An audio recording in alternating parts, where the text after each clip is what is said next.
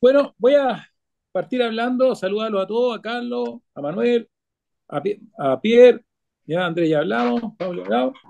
Vamos, este conversatorio ya nace producto que hace, bueno, tiempo atrás hubo un accidente muy grave de buceo. Hace 2 semanas me enteré de un accidente de buceo en la zona norte que termina un buzo en tratamiento hiperbárico, un accidente grave, ¿ya? Y hace unos días atrás me llaman por teléfono contándome de otra persona que tiene un accidente y mirando ciertos parámetros, todos tienen un factor común, ¿ya? Les voy a pedir que todos coloquen en silencio por favor, los micrófonos para que me escuche yo nomás, ¿ya? Cuando alguien quiera preguntar, colócase levantar la manito y vamos a ir preguntando para que sea un conversatorio, no sea un monólogo, ¿ya? Eh, entonces, suceden estos accidentes ya grave. Manuel, si puedes colocar silencio tú. Dame un segundo aquí. Yo no tengo como. Imagino que es Manuel. ¿Ya? Bueno, en base a los acontecimientos, veo que hay un factor común o varios factores comunes en estos accidentes. Un accidente tenía muy grave, ¿ya? Otro accidente, ¿ya? Segundo, Manuel, ¿me escuchas? Sí, Porfa, ¿puedes colocarle silencio a tu micrófono? Porfa, que se escucha un ruido de fondo para hablar. Eso te pediría. ¿Ya? Entonces, la, van pasando accidentes y llega un momento en que hago un análisis y me doy cuenta que tristemente van a seguir pasando porque hay varias cosas que la gente no está haciendo o no está considerando, ¿ya? En esto. Así que voy a mencionar solo en términos generales los accidentes, un par de accidentes para no involucrar a ningún centro de buceo ni persona, pero en el fondo ustedes me entiendan. Un accidente ocurre con un buzo que bucea a 30, más allá de los 30 metros de profundidad. Se supone ya eh, que va a bucear con una mezcla enriquecida con oxígeno, como nosotros llamamos una mezcla nitrox, ¿ya? O enriquecido con oxígeno, safe air, pero está un tiempo de fondo que él no es capaz de explicarlo, no explica si hace parada de seguridad, no explica su plan de buceo y después, oh sorpresa, él no analizó su mezcla de gas. Por lo tanto, no tenía seguridad si era un EAN 32 o un EAN 34. Termina el buceo y termina con síntomas de enfermedades compresivas y termina en la cama hiperbárica de Coquimbo, con una enfermedad compresiva grave y en tratamiento hiperbárico. Después, días atrás, a mí me llaman por teléfono un buceador, ya, que me comenta que hace un par de buceos. El primer buceo, 20 casi 30 metros, por un tiempo de fondo aproximadamente de 40 minutos. Después que hace un segundo buceo de 30 minutos a más de 30 metros de profundidad, que sale el buceo, se siente mal, mareado, náusea, y me comenta que se va a Santiago a una clínica, lo ve un médico que bucea, pero no especialista en buceo, y le dice que tuvo hipotermia. Entre medio le pido los datos de los perfiles de buceo y cuando veo los perfiles de buceo me sorprendo porque no hay casi paradas, no hay paradas de seguridad, el intervalo de superficie no es el adecuado y cuando le pregunto por el computador que tenía qué factor de gradiente, me dice, ocupo no, me recomendó el centro de buceo un factor de gradiente 44,90. Para los que somos buceadores técnicos, buceadores con experiencia, sabemos que ese factor no existe, ¿ya?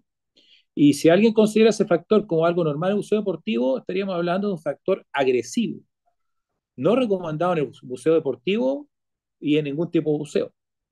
Solamente se utiliza en caso de emergencia, ¿ya? Y obviamente esta persona lo recomendé, fue un médico, el médico le recomendó que tenía una enfermedad descompresiva leve a moderada y que tiene que tratarse con medicina hiperbárica. Tiene que hacer una tabla 6, ¿ya? Que le va a salir aproximadamente 2 millones de pesos. Si él no se hace la tabla, va a terminar con daños permanentes. Eso es lo que debería suceder. Bueno, Estas dos cosas, ya, o estos dos acontecimientos, más otros que no quiero mencionar en este momento, eh, van teniendo ciertos factores comunes que yo me voy percatando, que voy tomando y que creo que es bueno compartirlo para que ustedes ya lo vayan sopesando cuando vayan a bucear. Manuel, disculpa, tú eres del sur, ¿cierto? ¿De Patagonia?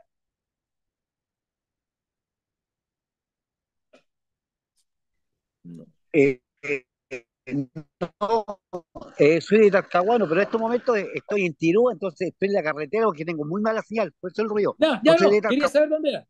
Perfecto, ya. Entonces, también yo he visto buceadores que con equipos, por ejemplo, con monobotella, bajan a 40 metros, sin stage, algunos dicen que bajan a 50 metros, ¿ya? Y uno se va imaginando los perfiles de buceo y va entendiendo que hay un problema conceptual en no entender lo que significa un plan de uso. En base a eso, ¿ya? No sé si hasta el momento alguien tiene alguna pregunta. ¿No hay? Bien. ¿Ya? Los que tengan preguntas, por favor, me las hacen nomás para que intentemos hacer algo más conversatorio. ¿Ya? Y en base a lo anterior, me voy dando cuenta de ciertos factores comunes. Primero que nada, el mal manejo de las tablas de buceo. ¿Ya? Efectivamente, uno va viendo que la gente cada vez entiende menos lo que es una tabla de buceo. Algunos se van solamente al computador y no entienden lo que hace un computador de buceo. ¿Ya?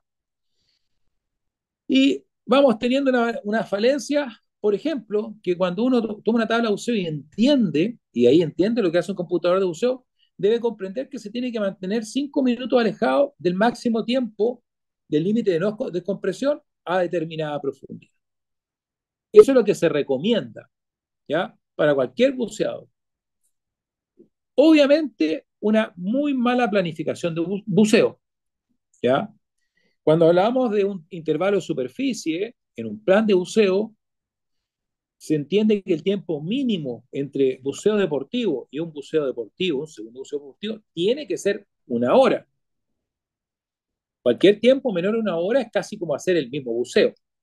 Eso es lo que nos dice a nosotros ya las tablas, los algoritmos y lo último que se ha ido aprendiendo en el buceo. Lo otro, por ejemplo, cuando hablábamos de este buceador que buceó con una mezcla que no sabía qué mezcla llevaba. Cuando uno ve ese punto, ¿ya? Lo que a uno le va quedando absolutamente claro, ¿ya?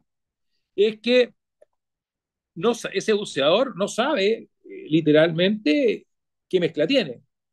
Y si no sabe qué mezcla tiene, no puede saber cuánto tiempo de fondo tiene. Porque ¿cómo va a planificar si yo no tengo claro cuánto es el tiempo de fondo que voy a tener? Es muy distinto tener un Nitro 32 que un Nitro 34. Y si esa mezcla yo no la hice de forma correcta, puede haber sido cualquier mezcla, como muchas veces hemos visto problemas nosotros, ¿ya? De mezclas incorrectas cuando la persona nos dice, ¿ya? Lo otro, las condiciones medioambientales. Yo al comienzo conversaba, ¿ya? Y hablaba y hacía referencia, ¿ya? A un tema súper importante. Las corrientes, por ejemplo. No sé si la pregunta no la hacía Andrés porque Andrés la debería saber, pero el resto, ¿alguien sabe cuánto es la corriente normal de la corriente Humboldt que pasa por todo nuestro litoral de sur a norte?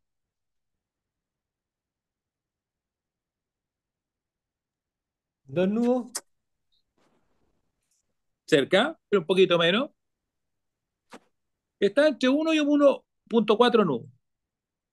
Eso quiere decir que en 1 hora una persona en el agua se desplaza 2 kilómetros aproximadamente. Por lo tanto, si nosotros buceamos en lugares abiertos al mar, tenemos más corriente, más esfuerzo físico. ¿Ya? Entonces, eso también influye en que si tenemos más esfuerzo físico, nosotros vamos a respirar más. Si respiramos más, hay mayor consumo y por lo tanto el cuerpo absorbe mayor cantidad de nitrógeno. Que es distinto estar buceando en un lugar más tranquilo, más relajado, donde el cuerpo va a absorber menos nitrógeno residual porque hay menos intercambio gaseoso. ¿Ya? Son factores importantes. Por ejemplo, la corriente, el frío.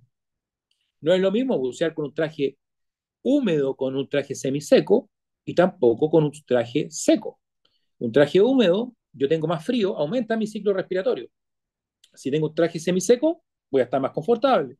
Si tengo un traje seco, debería estar aún más confortable.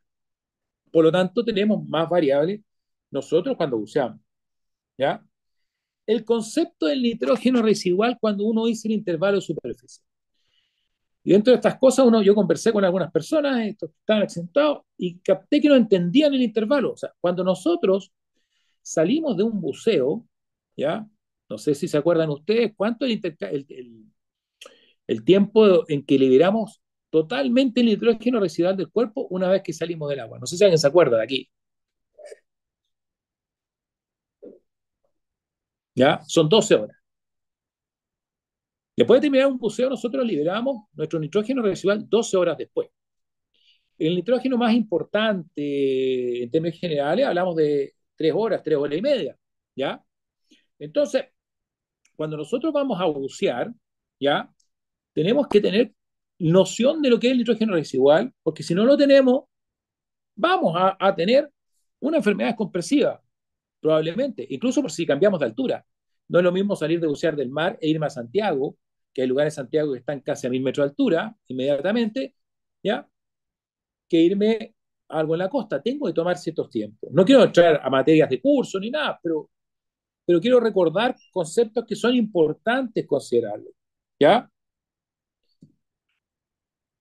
Los tiempos de intervalo de superficie, lo que lo mencioné anterior.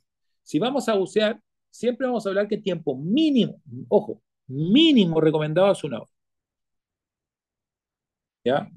Por eso cuando uno bucea tiene que tomarse el tiempo de tomar su equipo, cambiarlo, conversar, aprovechar de platicar, etcétera, y después de 1 hora volvemos a bucear. ¿Ya? Algo que yo siempre me preocupo, le hablo de los consumos, el RMD. ¿Ya? No es lo mismo una persona más grande que una persona más pequeña en su consumo, no es lo mismo un hombre que una mujer, y va a variar también de acuerdo al esfuerzo físico, el consumo que vayamos teniendo. ¿Ya?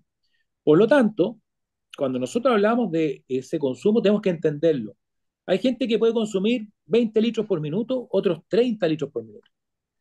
Mientras más cansancio físico, mientras menos estado físico tengamos también, o mayor grasa corporal, vamos a consumir más.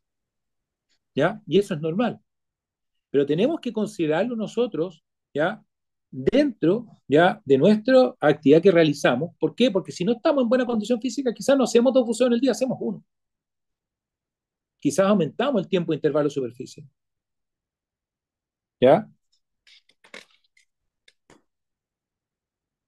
Factores de gradiente.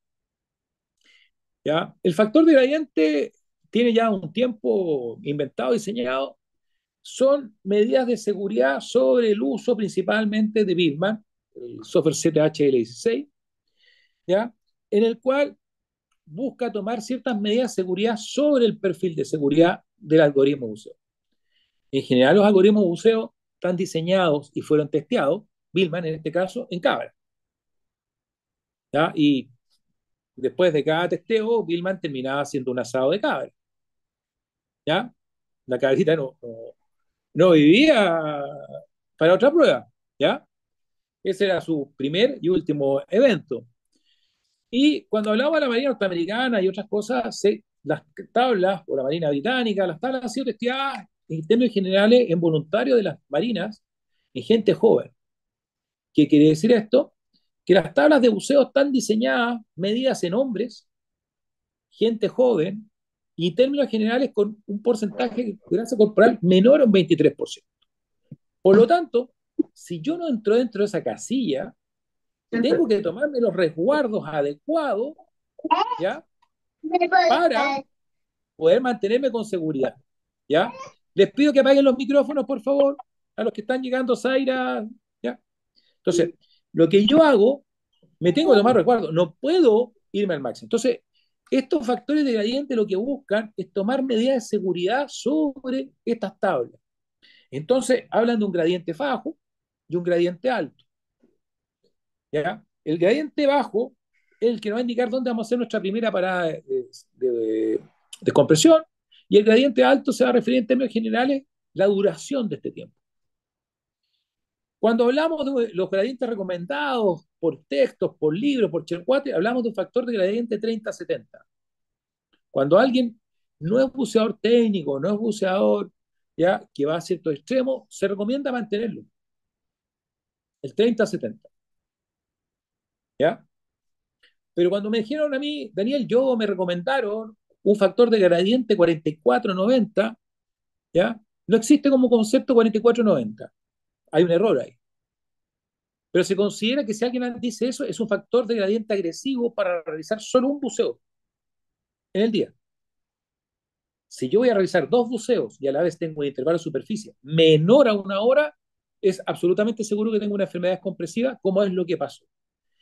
Y ojo, las personas cuando terminan de bucear, no porque no sientan grandes dolores ni nada, no significa que tengan enfermedades compresivas.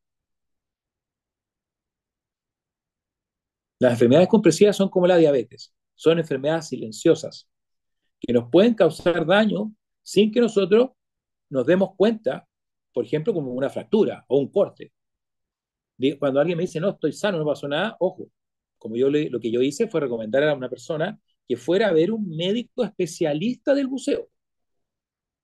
El médico especialista del buceo determinó que tenía una enfermedad compresiva leve moderada cerebral. ¿Ya?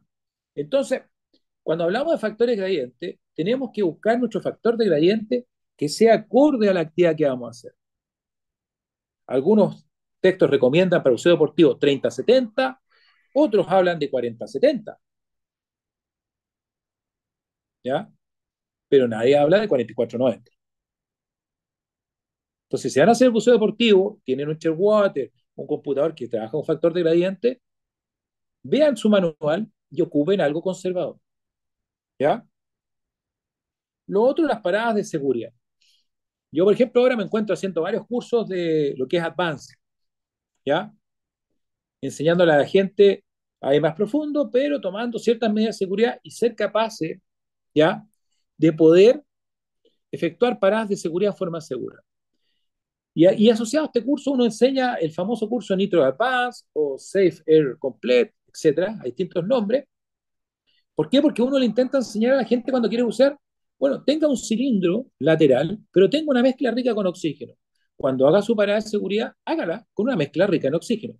Eso ayuda a liberar mejor el nitrógeno residual, ¿ya? Y da mayor seguridad. Eso es lo que uno tiene que aspirar a tener en el buceo en la medida que quiere estar más tiempo bajo el agua, quiere pasarlo mejor, ¿ya? O quiere hacer más buceo durante un día. Otra cosa que también es relevante, que factor común en esto, es la temperatura de agua fría y todos con traje húmedo. Yo creo que lo mencioné. Cuando hablamos de usar traje húmedo, estamos hablando inherentemente, ¿ya? De que al usar traje húmedo, ¿ya? Nos va a dar más frío que usar un traje semiseco o seco. Entonces, son factores que van teniendo preponderancia para que nosotros tengamos mayor probabilidad de enfermedades compresivas. Entonces, después de esta atoradora resumen, ¿ya? Algunas de las recomendaciones que yo intento decirle, ¿ya? El entrenamiento, el uso de las tablas, ¿ya? Y los planes de buceo. Una planificación de buceo es importante y es básica y esencial. Lo dicen muchas agencias de buceo, por no decir todas. ¿Ya? Tenemos también que aprender qué es una tabla de buceo y qué es lo que nos quiere decir. ¿Ya? Yo acá tengo un computador puesto en la mano, ¿ya? Y este computador también hay una cosa importante como me preguntan, hay que leer el manual, hay que entender qué algoritmo de buceo usa, qué factores de seguridad tiene, y uno en base a leer el manual tomará su decisión de qué factor de seguridad yo aplico, bajo, moderado, ya, alto, pero tengo que entenderlo de acuerdo a mi perspectiva. Por ejemplo, ¿cierto? Si alguien tiene mayor edad, menor estado físico, toma un factor alto. Si alguien tiene buena condición, bucea bien, es más joven, usará alguno bajo, pero tengo que ir entendiendo qué es lo que me lo dice. ¿Ya? Bueno, ya le dije en el manual, suena cómico, pero leer el manual. ¿Ya? Es algo esencial. ¿Ya? Lo otro, es bueno que todas las personas buceen en distintos lugares, en distintos centros de buceo. Es súper bueno porque uno ve otras cosas, aprende más. Pero hay que aprender a diferenciar los centros de buceo que sean serios, profesionales. ¿Ya? Pues las cosas van sucediendo cuando vamos a bucear a un lugar que no, que lamentablemente no cumplen normas, no entienden lo que hace, ¿ya? Y como digo yo, los meten al agua, los sacan al agua, los meten al agua y los sacan al agua para mover mayor cantidad de gente, ¿ya? Si alguien tiene una enfermedad compresiva, un centro tiene que distinguir que una persona tuvo una enfermedad compresiva. No le pueden decir tienes una hipotermia, vete a Santiago. No tiene nada que ver una hipotermia con una enfermedad compresiva. Absolutamente nada que ver, ¿ya? Los cursos de buceo, buscar agencias más serias, hay agencias que con el tiempo tienen los cursos más débiles, lo hacen más express, ¿ya? Pero hay que buscar cursos que a ustedes les den la herramienta para que estén seguros, ¿ya? La parada de seguridad es algo vital y esencial cuando uno bucea. Yo lo intento enseñar, intento inculcar. No son fáciles de hacer las paradas de seguridad en nuestras aguas. Nuestras aguas tienen una corriente, tienen un cierto tipo de ola, que no es tan fácil hacer una parada de seguridad. Pero tenemos que entrenarnos para acostumbrar a hacerla. Porque con la parada de seguridad va haciendo todo muy bien. Y eso nos permite a nosotros bucear y pasarlo bien. Nosotros podemos bucear toda nuestra vida sin tener nunca una enfermedad descompresiva. Pero tenemos que seguir las normas que nos dicen. Es como las matemáticas. Ya aquí tenemos a alguien matemático. Si uno sigue las normas matemáticas, voy a llegar a un resultado correcto. En el buceo es lo mismo. Pero tengo que seguir las normas para poder llegar al resultado correcto. ¿Ya? En Andy las paradas son en términos generales a 9 metros 1 minuto, a 6 metros 2 minutos y a 3 metros 2 minutos. Y idealmente el intervalo entre los 9 y los 6 es 1 minuto, entre los 6 y los 3 es 1 minuto y entre los 3 y superficie 1 minuto. El intervalo de superficie o la parada de seguridad, perdón, disculpen, debería durar aproximadamente 8 minutos. Eso es lo que uno debería intentar hacer. Ese es el plan de buceo y entrenamiento que uno debería ir haciendo para tener problemas. Lo otro es ir entrenándose, ¿ya? Sobre todo los que estamos más viejos, me incluyo, para que nuestras paradas de seguridad vayan siendo con alguna mezcla, ¿ya? Que sea rica en oxígeno, que tenga mayor cantidad de oxígeno. Dime, Guillermo. No se el micrófono, Guillermo. Ahora sí. Eh, Ahora sí, Daniel, esas paradas de seguridad y los tiempos que mencionaste están ligados a la profundidad que la persona estuvo, digamos, o baja, ¿cierto? Eh, una persona que baje a, digamos, 25 metros tiene un requisito de parada de seguridad menor que el que está a 40, ¿correcto? No. Las paradas de seguridad, todas las agencias, en términos generales, todas las agencias tienen, en general, hay agencias que no, pero en general las agencias de buceo, todas tienen la norma de efectuar paradas de seguridad. La parada de Sí, seguridad, en algunas partes, es una medida extra de seguridad sobre las tablas de buceo. En Andy, la parada de seguridad es parte del plan de buceo, es obligatorio, ¿ya? Por eso yo siempre hablo de alejarse 5 minutos del tiempo máximo del límite sin descompresión. En cualquier buceo sin descompresión obligatoria, que en inglés le dicen NDL, ¿ya? No Decompression Limit, yo debería efectuar, no importa si bucea a 20, 30, 35 metros, siempre debería efectuar una parada de seguridad a los 9, a los 6 y a los 3 de ese tiempo. Hay otras agencias que te van a decir, por ejemplo, y a ti tiene una, si la memoria no me falla, que te dice pare aproximadamente a los 4.5 metros por entre 3 a 5 minutos. Si la memoria no me falla, una cosa así. Entonces, las paradas de seguridad están enfocadas a los buceos sin descompresión, ¿ya? Sin entrar a las descompresiones obligatorias, ¿ya? Están enfocadas a eso. Antiguamente se hablaba de buceos con descompresión o sin descompresión. Hoy día sabemos que todos los buceos tienen descompresión, porque la velocidad de ascenso de 9 metros por minuto lo que busca es que liberemos mayor nitrógeno residual para recibir nitrógeno de menor presión. Y todos también se habla de que el ideal es que los últimos 3 metros de profundidad ascendamos idealmente en 1 minuto. O sea, el momento de menor velocidad. ¿Por qué? Porque es donde se produce un diferencial de presión de 30% del cuerpo con el exterior. Antiguamente no existía esto. Por eso el ascenso es horizontal, para que el cuerpo esté siempre homogénea la presión, ¿ya? Y hablamos de subir tranquilo, relajado, no con apuro, ¿ya? No sé si se entiende la respuesta, Guillermo. Perfectamente, muy claro. Gracias. ¿Ya? Otra cosa que es relevante es el tema de salud, ¿ya? Todos tenemos que nosotros ser honrados con nosotros mismos, con nuestra salud, para saber nuestros límites. Si tenemos también una enfermedad o algo que pueda afectarnos, tenemos la obligación moral de decir a nuestro guía, a nuestro instructor, ¿ya? De lo que nos sucede. ¿Para qué? Para planificar el buceo de acuerdo a esos límites. Yo buceo mucho en Europa, ¿ya? Y hay, como yo he contado mucho, hay gente que bucea con enfermedades, con falta de extremidades, etcétera. Todos bucean, pero las personas avisan y se planifica el buceo de acuerdo a ese perfil de la persona de salud, ¿ya? Entonces, no es que una persona diga que no puede bucear. Obviamente hay enfermedades invalidantes, ¿ya? Pero hablando de enfermedades que no son invalidantes, que lo permite el médico, lo permite uno puede bucear, pero tiene que informar. A la vez, si yo, por ejemplo, me siento mal la noche anterior, tuve un problema, no dormí, no sé, tuve un problema estomacal, le digo a mi instructor. Y ahí analizamos si buceo, y si voy a bucear, bueno, tomar las precauciones debidas para eso, ¿ya? Lo otro que también es importante, la DAN, yo he compartido un par de veces, porque nosotros somos un centro DAN, es tomar un seguro de buceo. Hay una versión barata para dentro de Chile, una versión intermedia y una versión más cara para el extranjero, ¿ya? Cosa que si alguien tiene algún inconveniente, ese seguro cubre, nos protege ante cualquier eventualidad de enfermedad del buceo. Hoy día una de las personas tiene que ver si toma el tratamiento y le va a salir la gracia entre 1,5 millones y 2,5 millones, a lo menos, ¿ya?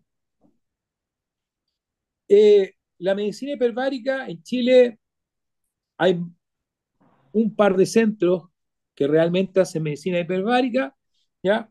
Uno está acá en Reñaca, Baromet, que se llama, con el doctor Andrés Llarena. Entiendo que hay uno por Santiago y hay algunos que están funcionando en otras partes, que no tengo las direcciones en este momento. Pero si uno va a bucear a algún lado, es bueno saber dónde realmente hay un centro médico. Yo me voy a comprometer a compartir cuáles son los centros que realmente están certificados como centro de medicina hiperbárica. El hospital de Coquimbo, por ejemplo, el hospital de Arauco, ¿ya? Para entender si alguien viaja, va a algún lugar y sepa qué ir o a quién consultarle en caso de un problema. Son cosas importantes que uno tiene que aprender, ¿ya? Porque ninguno de nosotros puede descubrir al cielo que nunca vamos a tener un problema, ¿ya? En la persona que hacemos actividad de riesgo, por más medidas de seguridad que tomemos, tenemos que saber a dónde ir en caso ante un problema, una duda o una inquietud, ¿ya? Los tratamientos médicos, ¿ya? Si me lo recomienda un médico, yo lo único que puedo decir es que me lo tengo que hacer. O sea, si a una persona recomiendan que haga un tratamiento de una tabla 6, un tratamiento hiperbárico, se lo tiene que hacer. Bueno, esto que hasta el momento ha sido un pequeño monólogo, digamos, ¿ya? Pero este conversatorio era para transmitir eso. ¿Por qué? Porque estaba yo con la piedra atravesada de ver que viene un accidente, otro. Y eso es lo que yo me enteré. Tienen que haber muchos más que yo no me he enterado, ¿ya? Y lo cual no es lógico ni normal en un país, ¿ya? Nosotros buceamos a esta gente, pero no tenemos una cantidad de buceo como México, como otros lugares. El día en México que me compartieron que otro accidente de compresión en una caverna, pero ellos bucean. Creo que un día de buceo en México equivale al año de buceo deportivo en Chile, para tener una pequeña referencia. Es monstruoso lo que bucean allá, entonces no nos podemos comparar. Entonces, la idea es hacer un buceo seguro, responsable y entretenido, como digo. Entonces, no sé si quieren, me hacen preguntas, porque la idea de esto es que sea un conversatorio, no sea un monólogo.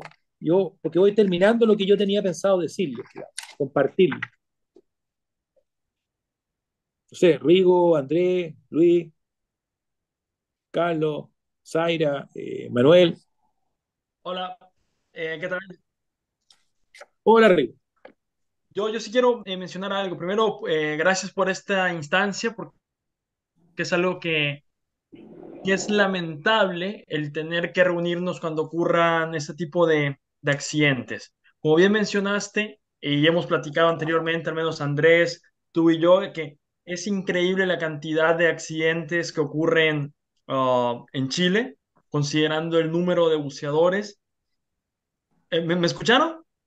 ¿Sí? ¿Se escucha? ¿Aló? Sí, te escucho. Pero, ¿escucharon lo que dije? Porque me marcó ahora que mi red está lenta. Ya que el número de accidentes es bastante elevado considerando el número de buceadores que hay como país y las horas que se pasan debajo del agua. Pero hay algo también sumamente importante, es que los centros de buceo, independientemente de las agencias, están haciendo las cosas muy mal. Yo a través de redes sociales sigo a varios centros de buceo importantes o famosos Sí, aquí no, en sí, no, Chile por favor, por y favor. es Sin increíble nombre del la centro, cantidad de perdón, estupideces. Rigo, por No, favor. no voy a decir La idea, los centros de buceo. porque la idea es compartir el video, entonces no voy a mencionar ningún centro para no entrar en discusiones. No, no, no, no, no, no, no, no, ninguno. Pero es increíble el verlos haciendo un briefing y su plan de buceo es, y si nos pasamos de tiempo, hacemos una parada de descompresión. Es que eso no es una correcta planificación de un buceo. O sea, o haces una parada de descompresión o no haces una parada de descompresión. No es si me pilla. Entonces, todas estas malas, muy malas prácticas que se están llevando a cabo, asociado a todas las variables que tú ya mencionaste, hacen que Chile esté con un número bastante tenebroso de accidentes asociados a la actividad. De verdad, para mí es preocupante ver este tipo de tonterías. Había uno que todavía puso, imagínate, buceo técnico, Ian 99, iba a hacer una descompresión con Ian 99. Ian 99. O No sea, no existe saben ya, ni no qué sé. están respirando. O sea, es sumamente grave. Cursos de buceo técnico en Chile. Es Bueno, jodido. Es jodido. eso en el fondo lo que estamos transmitiendo, ¿ya? Cuando uno habla de sobre el 50% escribe oxígeno, ¿ya? Son mezclas con oxígeno. Pierre, ¿tiene levantada la mano? Ah, Hola Daniel, hola a todos nuevamente. Primero que nada, muchas gracias por tu tiempo y generosidad de podernos ofrecer esta charla. Daniel, una pregunta referente a las paradas de seguridad. Si uno tiene bastante aire, ¿conviene respirar más rápido en las paradas de seguridad para aumentar el intercambio de aire o no? Esa es la pregunta. No. La respiración en el buceo siempre debe ser homogénea. Hablamos de una respiración pausada, profunda, inhalo y exhalo.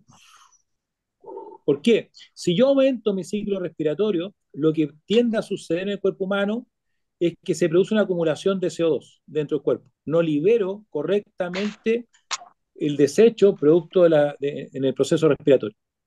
Por lo tanto, tengo que respirar en forma constante. La idea es que yo ingresa aire fresco del cilindro a una presión, porque si estoy a 9 metros, va a ingresar una presión absoluta de 1,9 acá.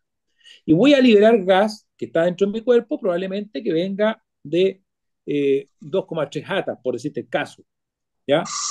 Siempre lo que me importa a mí es que esté horizontal para que el cuerpo esté homogéneo y una respiración constante y fluida. Pero esa respiración es profunda y siempre al mismo ritmo. ¿Ya? Eso es lo que buscamos.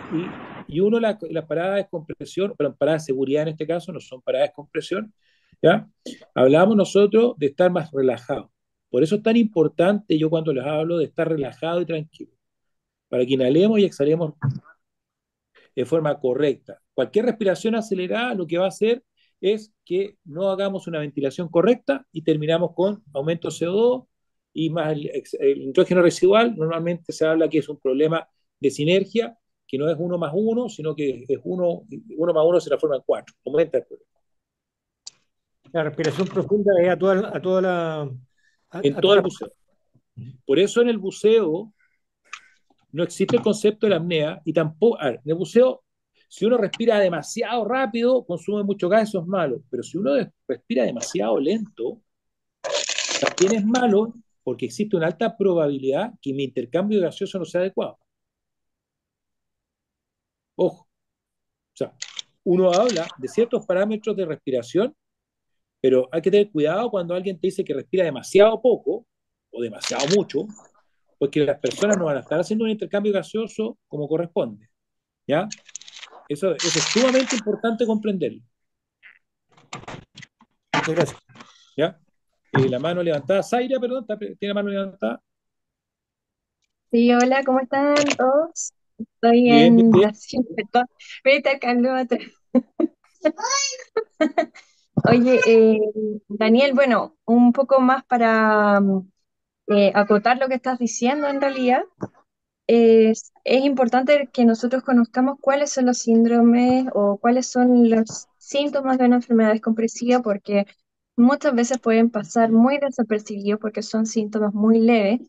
Y resulta que la medicina chilena en particular no tiene mallas de medicina subacuática, salvo que tú vayas y tomes un diplomado de medicina subacuática, que la mayoría de los médicos no lo tienen. Entonces es muy importante conocer qué médicos también yo puedo acceder que tengan este tipo de conocimientos, porque, como le dije, no todos lo tienen y también pueden tenerlo en cámaras hiperbáricas, pero relacionados más bien a, por ejemplo, manejo de heridas u otras cosas que también se ocupan en la cámara hiperbárica.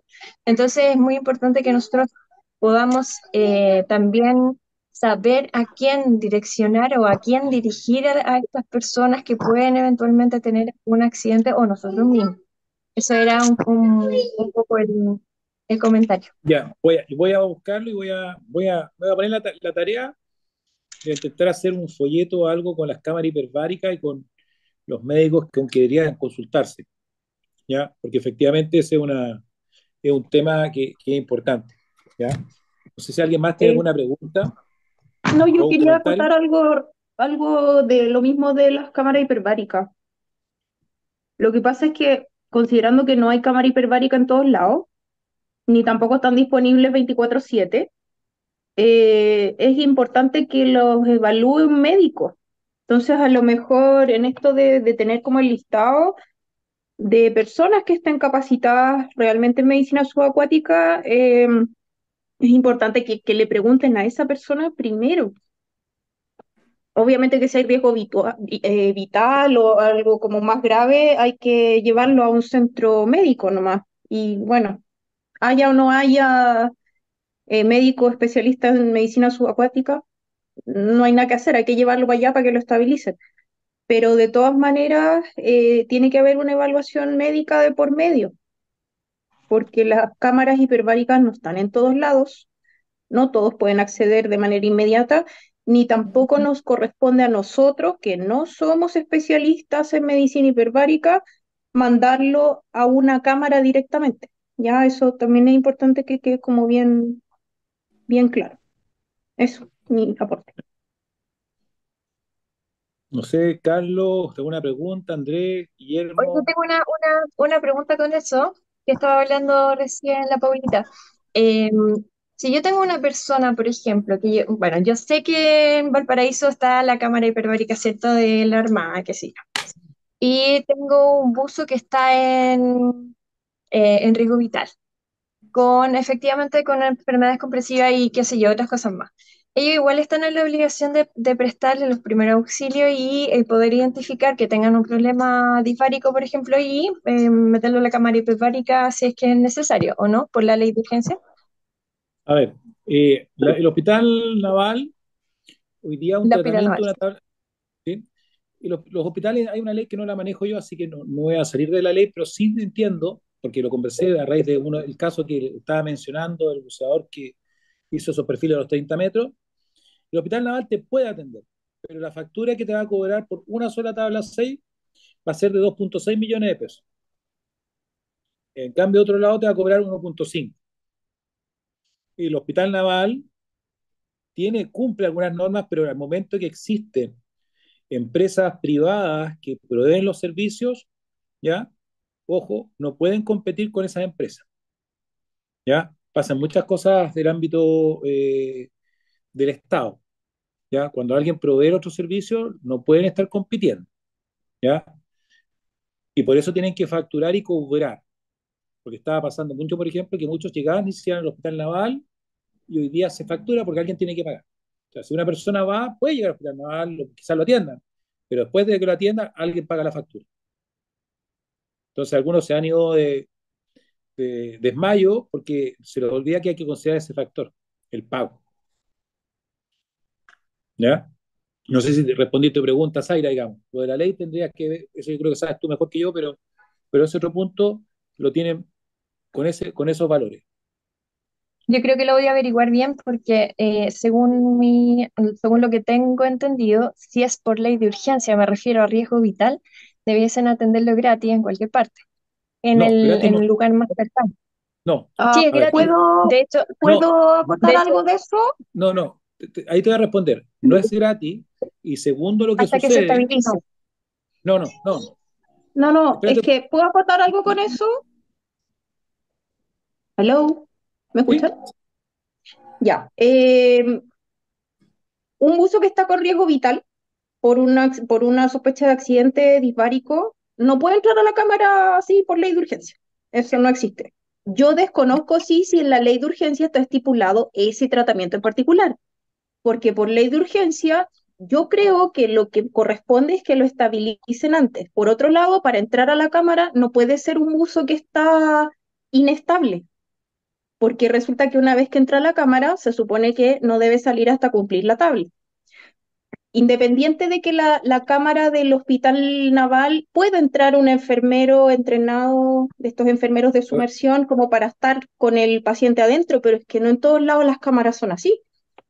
Sí, Entonces, hay un, yo creo que la ley de urgencia, pero no estoy convencida, es bueno averiguar y creo que es una tarea que tenemos, pero me parece que la ley de urgencia está enfocada a mantenerlo vivo, pero el tratamiento de la enfermedad propiamente tal es posterior. En el fondo, lo primero es estabilizarlo porque a la cámara no puedes entrar al borde de la muerte. Y y eso sí lo debe hacer al hospital más cercano al que tú lleves a la persona accidentada, independiente que tengan o no alguien que sepa de medicina subacuática. y hay un punto que es muy importante que usted no comprende. La cámara hiperbárica de la Armada está pensada para las operaciones navales. ¿Qué quiere decir esto? Que si el día lunes hay gente buceando, esa cámara hiperbárica es para prestarle apoyo a la gente que está buceando. ¿Qué quiere decir? Que si hay una persona que necesita tratamiento, no puede entrar porque la cámara es para la gente que está haciendo una operación de buceo. No se puede utilizar. Es que Porque por eso es un...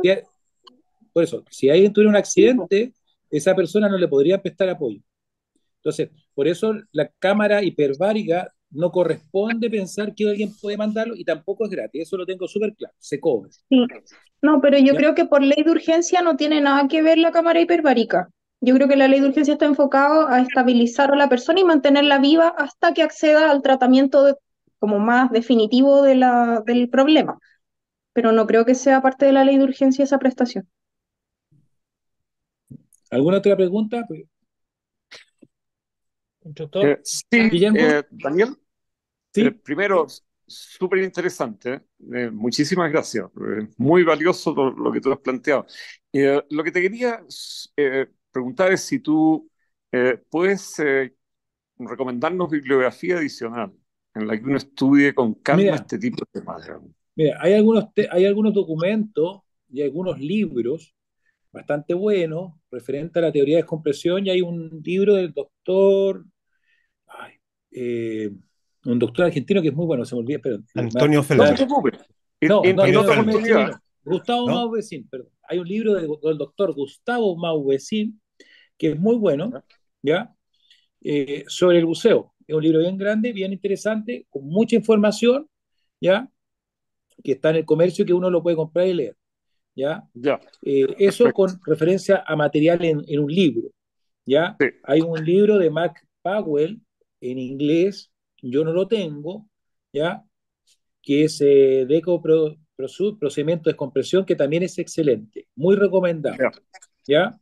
Hay perfecto. otros textos más que yo tengo acá, pero te menciono los dos así que me vienen a la cabeza con nombre y apellido, ¿ya? Que son muy buenos, que son referentes Muchas a gracias. este tema, ¿ya? Sí, Y ojo, el manual de Andy, el del Open Water, el primero, que por ahí yo lo he compartido, ¿ya? Está dentro de ese curso, también es muy bueno. Creo que, bueno, tú no lo tienes, quizás te lo comparto después, pero es muy buen texto. No es tan entretenido, es como un libro ya claro. normal, pero explica muy bien los conceptos de la descompresión, ¿ya? Creo que Carlos estaba Excelente. preguntando algo.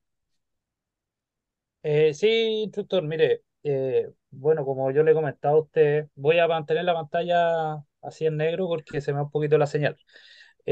Nosotros, donde yo trabajo, como trabajo en emergencia, tenemos acceso directo, ¿cierto?, a muchas clínicas que son del sector Lo Barnechea. Y si bien, como dicen acá los demás participantes, la ley de urgencia se enfoca en dos verbos rectores.